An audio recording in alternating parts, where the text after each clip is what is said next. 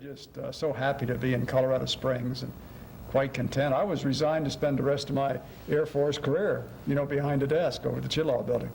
But then in 1966, I learned they were still looking for a few more astronauts, and I put in my application. Really, I had a secretary who was so persistent. She knew of my interest in space, and she said, "Oh, Major Irwin, let me type up your paperwork for you and send it in." And she was so persistent, I finally weakened and said, "Okay, send it in again."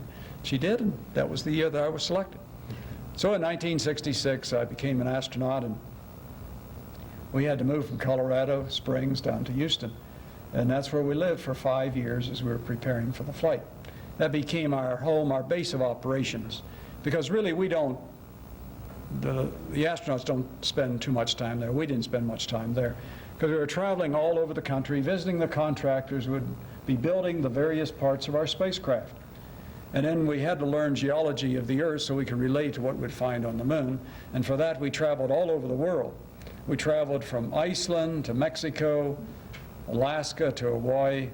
Some of our team went to Australia, some went to Germany. Traveled all over the world to learn the geology of Earth so we might know more about the moon and be able to talk in intelligent terms. But it took 5 years to do that. And in the 5 years, we learned a lot about space, the moon in particular. We learned a lot about the equipment that we would be using. And then we learned a lot about ourselves in the process. And there were a lot of challenging situations as we trained for the flight. And I think the most challenging for me was the adjustment to the space suit. I remember when they first locked me in that spacesuit, put the helmet over my head and locked it in position, I was just gripped with claustrophobia. And I had, grown up living in small places, flying small airplanes, fighter-type aircraft, and really wearing a pressure suit for some time. But to be locked in that suit and realize I was completely dependent upon it, I was just gripped with claustrophobia. But they just put us back into that suit for longer and longer periods of time until gradually we adjusted to it. We felt quite comfortable in our space suit. And we came to regard it as the moon cocoon, because that's exactly what it was. It was a shell, not a thin shell, but a rather thick shell that would protect us from the harsh environment of space, and inside contained everything we needed for life. And so we finally were adjusted, and in the summer of 1971, 5 years later, they said we were ready for the flight. And that morning, it started early, as it will start early tomorrow morning, I'm sure. But they awakened us at 4:30. Deke Slayton was the one who awakened us. He was the boss of all the astronauts. He came to our little sleeping quarters at the Kennedy Space Center, and he knocked on the door, pushed the door open very slowly, leaned his head, and he said, "Okay, guys, you ready to go to the moon today?" What a sense of humor, but he wasted on us because it was a little too early for us to properly respond. But we said we were ready, and he knew we were ready because he'd watched us train for 5 years. They took us to a small medical facility where they examined us once again, make sure we were still fit. Then they took us to the mess hall, and they fed us a big breakfast. We could have anything we wanted. And boy, we ate hardly, because we knew it would be the last solid food we would have for 12 days. So we ate just as much as we possibly could. So when we went to the suit room to get in our moon cocoon, they could hardly get us into it. They stuffed us into the suit, and once again, they tested the suit. When they were certain we had 3 perfect suits, then they took us down and they put us in the van that drove us very slowly to the launch pad. But not only was it slow, it was very quiet. And I was so surprised, because we'd made that drive several times before, and there was always a lot of light conversation. But that morning, not a word was said. And Deke Slayton was sitting next to me. He always had a lot of advice for all of us. And then my 2 space colleagues, Dave Scott and Al Warden, both West Point graduates, they normally had a lot to say. Normally it was directed at me because I was a Naval Academy graduate.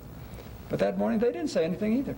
And I realized this is really strange. Then I realized that we were all thinking a lot. I knew I was thinking a lot, thinking about what we hope would happen in just a few hours.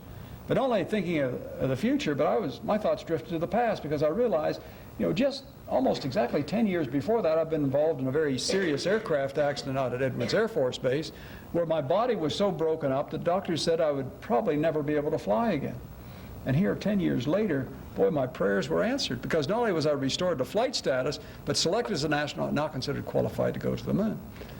So these were some of my thoughts, but we had a lot of thoughts as we drove out to that rendezvous with destiny. But finally we arrived at the launch pad. They take us out and they put us in the elevator, the old elevators. They're still using the same ones today, and they took us slowly to the top of the tower. We wondered as we went up whether it would really make it. But finally we arrived up there about 350 feet high, and then they took us across the swing arm that would lead us over to the spacecraft. And you look down over the side and see people way down there.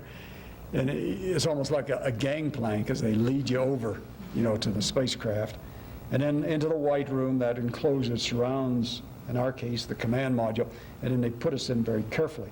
And for that operation, we had a lot of help because we're so bulky and clumsy in a big spacesuit. So we had several on the outside, but 2 men were on the inside, and they actually would guide us as we slipped into the right position. And they're careful that we don't hit any switch or circuit breaker because that could be disastrous.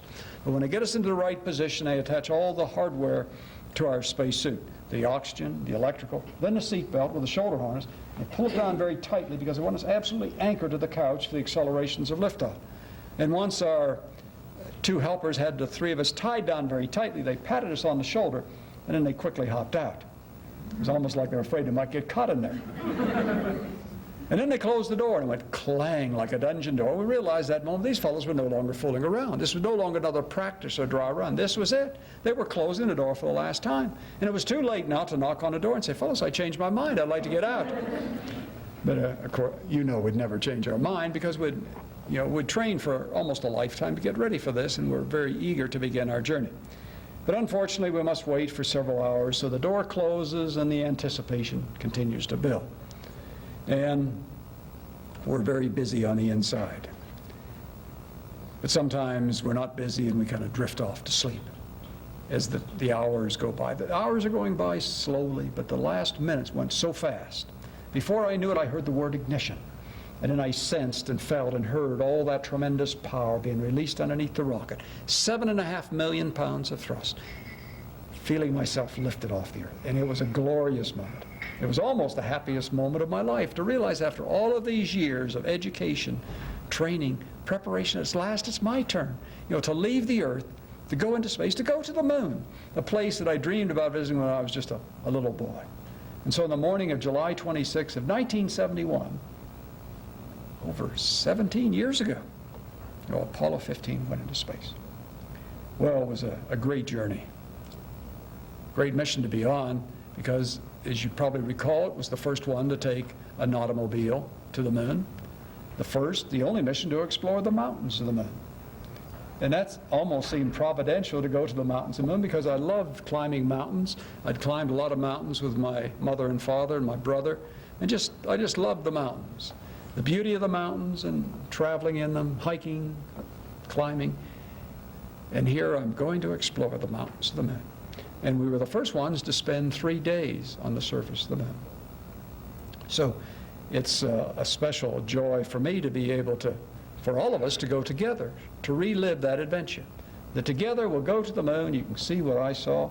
I think many of you have the same feelings as we travel to another world. So if you're ready to go to the moon, I'm ready to go back again. It's not necessary to fasten your seatbelt. You can just relax, and I hope you enjoy our flight to the moon. It's the largest crater on the moon. Now, Al Warden, as command module pilot, circled the moon while Dave and I went down to explore the surface. Here we fly in over those high mountains to land in a little valley by an ancient canyon at a place called Hadley Base. But before we do any of this, we must put on our moon cocoon. So we're in the suit room the morning of launch. It's early in the morning. That's me. I look a little bit different, but that was many years ago. There's Al Warden. Doesn't he look alert? He never liked to get up early. And there's our commander, Dave Scott. Then they drove us slowly out the launch pad, and there's our rocket. They put us in very carefully. Launch control is Dr. Fletcher. He'll probably be in that position tomorrow morning. Lying in a rocket, waiting and wondering if we're going to lift off on time. Well, right on time we lifted off, and what a thrill to sense all that power that was lifting us off the earth. We held our breath until we were told tower clear, and then we relaxed. But the Challenger tragedy reminds you never should completely relax because there's always risk, there's always danger in such a flight. But 12 minutes later, we were in orbit around the Earth, went around twice, and as we came over the Pacific, they said everything looks good. We fired the engine again. We accelerated 25,000 miles an hour. We were on our way to the moon. We looked out the window, and there was the Earth. And it was so beautiful. It was about the size of a basketball then. We felt like we could hold it in our hands. But it didn't bounce like this. We just didn't hold the camera very steady. 3 days later, we arrive at the moon. We're coming in for landing. We're looking for the right place. It's Hadley Base. It's difficult to find because there's so many craters. They all look much alike. But finally, we think we see it. And then we attempt to come straight down. And we must come straight down because if we had any motion, forward or side motion, the lunar module could tip over. And that'd be a real disaster. So we think we found that right spot. And now we come down. Very carefully. Slowly. When we get close to the surface, we kick up a lot of dust with our rocket exhaust. That dust cloud becomes so thick that we can no longer see the surface. When this happens, we must really trust the instruments. When they tell us we're the right height, we simply shut down the engine, we fall. We hit very hard. It was almost the hardest landing I'd ever been in. I was amazed the lunar module stayed in one piece. It was a typical Navy landing. I'm glad we had cables attached to our waist to hold us in that position, otherwise we would have been thrown to the floor. So we hit very hard, but as soon as we hit, the dust settled. We looked out the window and found we're sitting at Hadley Base, right on target after traveling 250,000 miles. That's real precision. Al's looking down to see if we arrived safely, and we have. And we were to camp here for 3 days and explore this region of the moon. We were so impressed with the scenery around us, we took a lot of photographs. Typical tourists. And this is a panorama of our base. That's the communications antenna. Looking at the surface, I think you'd agree, it looks much like a desert we'd find here on the Earth. But in this desert, there's no life at all, not even a cactus, a completely dead world. And a very quiet world because, well, it's a world with no sound, no atmosphere. So a very silent world, and a world with no sky. Looking up, we see only the blackness of space. So it's a strange world with no life, no sound, and no sky. But yet we felt right at home there because of all the years of preparation. I wish we could look directly overhead. Because we could, you'd see the Earth, and you'd be impressed with it, because the Earth is just a beautiful blue jewel in the blackness of space. But now it's beginning to tend toward a half Earth, but still very beautiful. But we're not going to be able to look up to see the Earth. We're going to be looking to the south, to the mountain that they want us to explore. Mount Hadley Delta. It's 13,000 feet high from the base to the top. It was about 5 miles away from where we camped. It was an easy drive. And on the slope of this mountain is where we found a strange white rock, the depressant, labeled Genesis. I'll show that to you when we get back. And now we zoom in on a cliff along that ridge, and we're very surprised to see so many layers of rock, each layer 300 feet thick. We named this after one of our favorite geology professors out at Caltech. So this is now called Silver Cliff after Dr. Lee Silver, because we're not finding any silver on the moon, not yet. If we had, there'd probably be prospectors up there now. This is not a prospector, this is Dave Scott coming down the front stairs. Doesn't he make it look easy? But his last step was not a small step for man, and a much bigger step for me. He bounced around to adjust to this lightness of 1/6 gravity, and then he made the statement that it was man's basic nature to want to explore. This was exploration at its greatest. Mission Control's wondering what happened to Jim Irwin. Why is it taking him so long to get out? Maybe some of you remember I was always getting stuck in the front door. And I don't know why, because I'm one of the smallest of the astronauts. But not only did I have trouble coming through the door, but I had trouble coming down the ladder. Here I am, reaching for the moon. I finally found it, and then I tripped. I stumbled. I felt myself falling over my backside, and I was so embarrassed because I realized the whole world is watching on television. One of life's embarrassing moments, but I hope you noticed I did catch my balance. That's why I disappeared. I went right around behind the ladder. This is the deployment of our little automobile. We're pulling on straps to gently lower the car to the surface. And as it comes down, it actually deploys itself. Amazing capability in a very small package. But then when you pay $8 million for a car, you expect to get a very special one. And it was very special, the first car designed for another world. Once we get the car to the surface, then we must test it. And this is the first motion of Rover 1. Dave drives around to the front door, he picks me up, and we go off for a little spin. We did spin many times. In fact, a few times we almost turned over. So it was very exciting to go riding on the moon. And before we go for any long drive, we'll load some important equipment. The cameras, bags to contain the moon rocks, and then our picnic lunch. But we never had a chance to eat that lunch because we couldn't take the helmet off. So after a day's work on the moon, we came back very hungry and very thirsty. And now we're going to go for a ride on the moon. You might want to fasten your seatbelt because it's going to be a rough ride as we try to avoid rocks and craters. And we'll be going at our maximum speed, 10 miles an hour. But on the moon, for some reason, it seemed much faster. This is the television. And then I hope you can see those tracks out in front of us. We could have followed the navigation system on the car. That probably would have led us safely home. But we decided it'd be much safer when we find our tracks and follow them. So we found these tracks. We're following them. We're hoping they're really our tracks. Because if they were not, it'd really be embarrassing, wouldn't it? Well, it turned out they were our tracks. They did lead us safely home. But it was a beautiful day to go for a ride on the moon. Because the mountains around us are so spectacular. That mountain to the right is Mount Hadley, and it's 15,000 feet. That's 15,000 feet above us. But it's 20 miles away, so we're never able to get over there. It was far beyond our safe radius of operation. They say on a clear day you can see forever, and on the moon it's always perfectly clear, so we're always way off in our estimations of distances and heights. So we're unable to drive over to that highest mountain, but we will drive over to the canyon. Because the scientists are just as interested in the canyon. In fact, they want us to tell them what caused it. The canyon was about a mile west of where we camped. We drove over to the edge of the canyon, and we parked there. We looked into it, couldn't give them an answer. We know, we see no water, no evidence of flow, so it's still a mystery. We know it's 1,000 feet deep and about a mile across, a small Grand Canyon. But now scientists are saying it's probably a collapsed lava tunnel. Dave was fascinated by the large rocks in the bottom of the canyon. He suggests we jump on the car and drive down in there to get some. I said, Dave, you want to do that? Go ahead. But I'm going to stay right here. And I can just imagine driving down and getting stuck. It would have been almost impossible to climb out because we just didn't have any extra oxygen in our spacesuit. So I managed to talk him out of it. I'm glad I did, otherwise the two of us might still be down in there, waiting. Oh, here I'm driving a hollow tube into the surface to get a sample of the soil.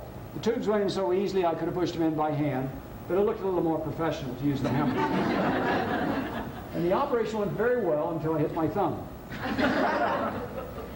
This is Dune Crater, the largest one we visited. We sampled these rocks in the near rim. And now we're going to zoom in on the face of Mount Hadley, because I'd like for you to see these strange lines that cover the face of the mountain. And the question is, what are they? When Dave and I saw them, we thought they were layers of rock, and we reported it that way. When we returned to the Earth, we raised quite a controversy. Some scientists agreed with us, others said, no, it's a fracture pattern. Now the most accepted theory is these lines are just an illusion, just a function of the sun angle. So you see, we've been successful at answering some questions, but we've raised many more. But I think you'd agree that's healthy and certainly typical of man in his search for knowledge. As long as we continue to explore, we'll continue to raise many questions. I still think these lines look like layers of rock, and I hope that you would agree. I just can't believe it's an illusion. They just look too real. And then I've been accused of being hard-headed. I'm glad I have a hard head because it's been hit many, many times. It's probably the Irish or the German in my background. But then I had some difficulty raising the central station of our scientific base. But finally it came up, and it made the moon a more valuable satellite of Earth. And while I'm doing this, Dave is using the lunar drill for the first time, and you might remember that he had difficulty getting that in. He's exerting all his available weight without much success. I thought with the struggle Dave's having, he's going to hit something important, like water or petroleum. It would have been great if he hit a gusher there. If he had, we'd probably have a pipeline to the moon now. But he just hit rock. And then this is the Galileo experiment, where he drops a hammer and a falcon feather to see if they'll fall at the same rate in a vacuum. You know, we wanted to practice, but we ran out of time. So we're just hoping that it works. Unfortunately, it worked. So Galileo was right, and now we have more confidence we can return. And now we make preparations to leave the moon. I'm coming up the front stairs for the last time, onto the porch, then through that very small front door. A tight squeeze. But by this time I had a lot of practice getting in and out. and you can see how fast I get in. This is my fastest time. Once we get inside, we're very busy, tying everything down, powering up the lunar module, checking it out to make sure it's ready for liftoff. Dave comes up to help me with all this work. I didn't stand by for liftoff. You know, we were so busy tying things down, we almost missed the liftoff. But fortunately, we had programmed the computer correctly, and at the right instant, we leave the moon. We look out my window, we see our shadow, and then we look straight down, we see our base. It's a happy moment because the engine is fired, we're leaving the moon, we're coming home. But it's also a little sad because Dave and I, looking down at the moon, realize we'll not have a chance to go back there again. We trained for a lifetime to get there, and now it's all over. Well, it's not all over until you come home. In order to come home, you must find a command module. So you must go into orbit around the moon. For that, you need a speed of 4,000 miles an hour. It takes us about 7 minutes to reach that speed. Then we're in orbit. Then we begin searching for the command module. For a while, we thought he'd gone home without us.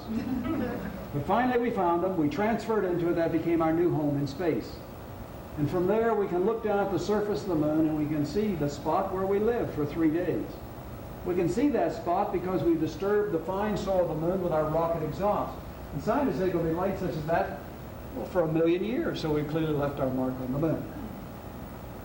And now we'll travel the back side of the moon, the side that we never see from Earth. This is one of the few large craters there. It's named for a Russian because they saw it first. But they saw it with an unmanned craft because, as you know, they've not had man to the moon yet. They named this crater Tsiolkovsky for their space pioneer. And then we'll travel the front side of the moon, the side that we know much better. We know it well. And these dark areas that are circular have been called seas by the early astronomers. And this is the Sea of Serenity just to the east of where we landed. But as you know, we've not found any water on the moon. Don't think there's ever been any water there.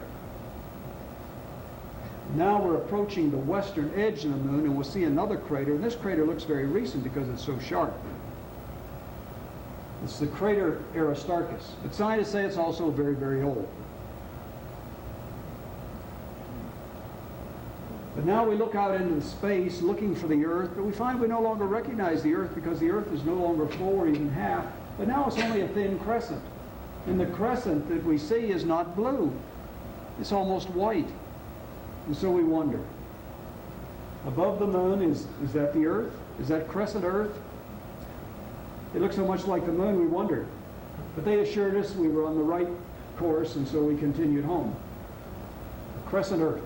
But before we left the moon, we launched this instrument, the sub-satellite, to circle the moon. It operated for 8 months, sending back more information, then it finally crashed into the surface.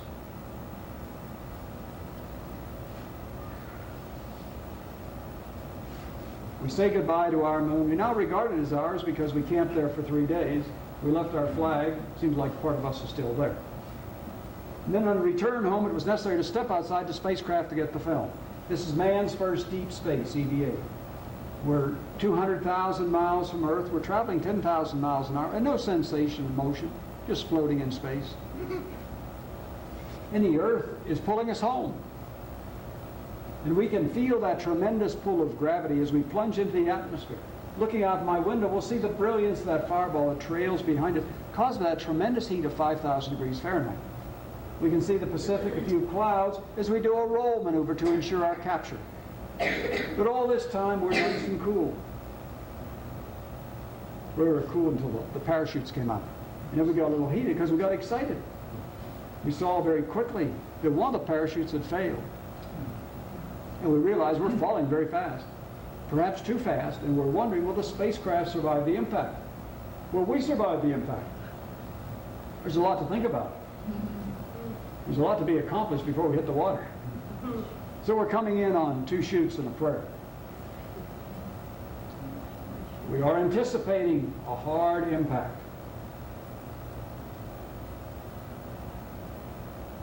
And we're not disappointed. But it's so great to be back to the good Earth. We're lying in the spacecraft now, waiting for the frogman to come over and open the door so we can breathe the fresh air of Earth, feel that blue Pacific, eat a little normal food, and drink something besides Tang. That was the high flight of Apollo 15. Let me share with you the poem High Flight. I think you're familiar with it. Oh, I have slipped the surly bonds of earth and danced the skies on laughter-silvered wings. Sunward I've climbed and joined the tumbling mirth of sun-split clouds and done 100 things you have not dreamed of. Wheeled and soared and swung, high in the sunlit silence. Hovering there, I've chased the shouting wind along and flung my eager craft through footless halls of air. Up the long, delirious, burning blue, I've topped the wind-swept heights with easy grace where never lark or even eagle flew. And while with silent lifting mind, I've trod the high, untrespassed sanctity of space, put out my hand and touched the face of God. The poem High Flight by John Gillespie McGee Jr. So we could, if someone would just turn the projector off there, we could turn the lights on. If you've had any difficulty reading the words of High Flight, you might want to check with your eye doctors. I have some trouble myself, but I figured it's just age. But if any of you would like a copy of the poem High Flight, why, just let me know and I'll make sure you can get, I'll get one for you. So that return to Earth was, that was a long time ago. 7th of August of 1971, we returned. And I've been busy ever since then as kind of a goodwill ambassador for our space program and spending a lot of time in schools and colleges around the world, encouraging our young people if they might be interested in such a journey into space. And so I'm here tonight to hopefully encourage you. I hope we'll all be encouraged by what happens tomorrow morning. And I just trust that we'll be successful in once more entering space and beginning the work that needs to be done there in this new frontier. As I travel around the world, frequently I get the question, why should we go to the moon? And sometimes you make up an original thought, original answer, but many times I just share President Kennedy's remarks when he was asked that question, many, many years ago. He was at Rice University in 1962 and asked, why should we go to the moon? And perhaps you remember his reply. He said, why climb the highest mountain? Why 35 years ago fly across the Atlantic? We choose to go to the moon. We choose to go to the moon not because it's easy, but because it is hard. And because that goal will serve to organize and measure the best of our energies and skills. It's a challenge that we're willing to accept and unwilling to postpone. And we should do the other things too. And so in a very bold way, he put our country on course for the moon. I'm glad he made that decision, because then it became necessary to add a lot more astronauts into the program. And I was selected. So that was my destiny, to be able to go to the moon. I do appreciate the opportunity to be with you this evening. This is the first time I visited this library facility, and it's beautiful. And I'm glad you've invited me, so not only could I be with you, but I see our beautiful facility here. And Bernie, I do want to present a photograph to you. This photograph, it's regarded as the best picture ever taken on the moon. And I would never disagree with that, because that's me. Dave Scott was my photographer. And every time he looks at it, he just shakes his hand. He says, Jim, you don't have your feet together when you're saluting the flag. But it's difficult to get your legs together in that suit. It's just so stiff. But it didn't detract from the proud feeling of being able to place our flag on the moon and salute it. This is our little home on the moon. We called it the Falcon because, we're the first all Air Force crew to fly in space. We thought it appropriate to name our home on the moon the Falcon. And the basement is still there. The top part's blown away because we need that to join our command module for our return home. And then there's man's first car on the moon, Rover 1. We just barely broke it in. Just put 20 miles on. Left it up there in a used car lot. The highest used car lot in the world. Recommending it for one of you. Or if you can't go, maybe your children or your grandchildren will be able to go there and use that little car. In the foreground, you can clearly see our boot prints. Scientists say that they'll be there for 1 million years. So that makes you feel special to leave your boot print on another world. So we can see all these things in the photograph. I think you agree, it's a beautiful photograph. And I've inscribed it to Pikes Peak Library District, also that the moon was our goal.